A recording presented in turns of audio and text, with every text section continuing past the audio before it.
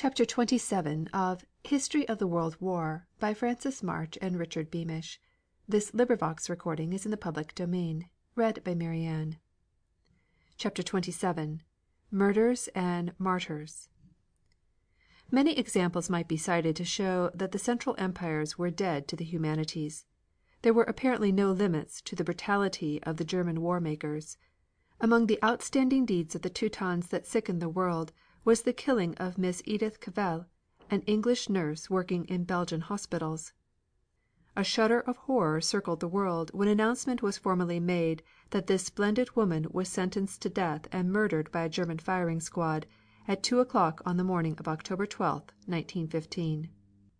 The killing of this gentle natured, brave woman typified to the world Germany's essentially brutal militarism. It placed the German military command in a niche of dishonor unique in all history. The specific charge against Miss Cavell was that she helped English and French soldiers and Belgian young male civilians to cross the border into Holland. The direct evidence against her was in the form of letters intercepted by the Germans in which some of these soldiers and civilians writing from England thanked her for the aid she had given to them. Upon the farcical trial that resulted in the predetermined sentence of death, Miss Cavell courageously and freely admitted her assistance in the specific cases of escape. When she was asked why she did it, she declared her fear that if she had not done so the men would have been shot by the Germans. Her testimony was given in a clear conversational tone that betrayed no nervousness, and her entire bearing was such as to win the sympathy of everyone except her stony-hearted judges. The German officers in command at Brussels made it impossible for Miss Cavell to see counsel before the trial, and a number of able lawyers who were solicited to undertake her defense declined to do so because of their fear of the Germans. Sentence was imposed upon her at 5 o'clock on the afternoon of October 11th. In accordance with its terms, she was taken from her cell and placed against a blank wall at 2 o'clock the following morning, the darkness of the hour vying with the blackness of the deed. Mr. Gahan, the English clergyman connected with the prison, was permitted to see her a short time before her murder. He gave her Holy Communion at 10 o'clock on the night of October 11th. To him she declared she was happy in her contemplation of death, that she had no regret for what she had done, and that she was glad to die for her country. Brand Whitlock, American Minister to Belgium, and Hugh Gibson, Secretary of the Legation, did all that was humanly possible to avert the crime, but without avail. They were told that the Emperor himself could not intervene. Defending the murder, Dr. Alfred Zimmermann, German Under Secretary for Foreign Affairs, callously disposed of the matter thus: I see from the English and American press that the shooting of an Englishwoman and the condemnation of several other women in Brussels for treason has caused a sensation, and capital against us is being made out of the fact. Men and women are equal before the law, and only the degree of guilt makes the difference in the sentence for the crime and its consequences. Monuments to Edith Cavell were reared in widely scattered communities. A mountain was named in her honor. Her murder multiplied enlistments and fed the fires of patriotism throughout the Allied countries. In the end, Germany lost heavily. The Teutons aimed to strike terror into the hearts of men and women. They only succeeded in arousing a righteous anger that ultimately destroyed the imperial government.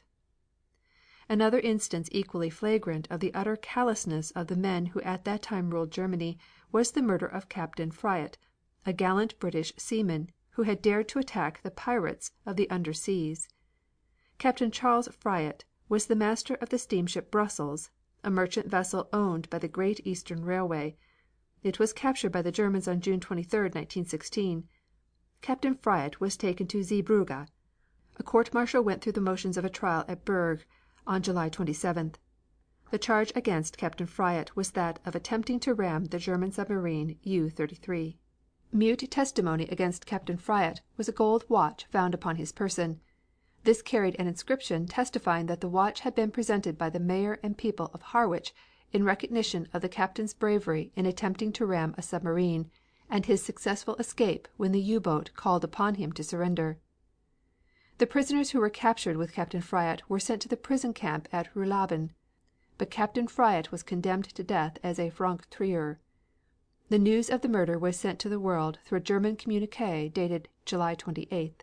It stated: The accused was condemned to death because, although he was not a member of a combatant force, he made an attempt on the afternoon of March 20, 1915, to ram the German submarine U-33 near the Maas lightship. The accused, as well as the first officer and the chief engineer of the steamer, received at the time from the British Admiralty a gold watch as a reward of his brave conduct on that occasion, and his action was mentioned with praise in the House of Commons. On the occasion in question, disregarding the U boat's signal to stop and show his national flag, he turned at a critical moment at high speed on the submarine, which escaped the steamer by a few meters only by immediately diving. He confessed that in so doing he had acted in accordance with the instructions of the Admiralty. One of the many nefarious franc tireur proceedings of the British merchant marine against our war vessels had thus found a belated but merited expiation. The brutal action by Germany coming after the murder of Edith Cavell created intense indignation throughout the world.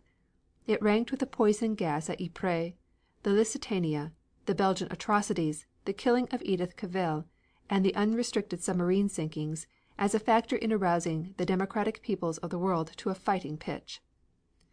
Germany sowed its seeds of destruction in the wind that bore the fumes of poison gas, and in the ruthless brutality that decreed the sinking of the Lusitania and the murders of Edith Cavell and Captain Fryatt. It reaped the whirlwind in the world-wide wrath that brought America into the war, and that visited disgrace and defeat upon the German Empire. End of chapter 27.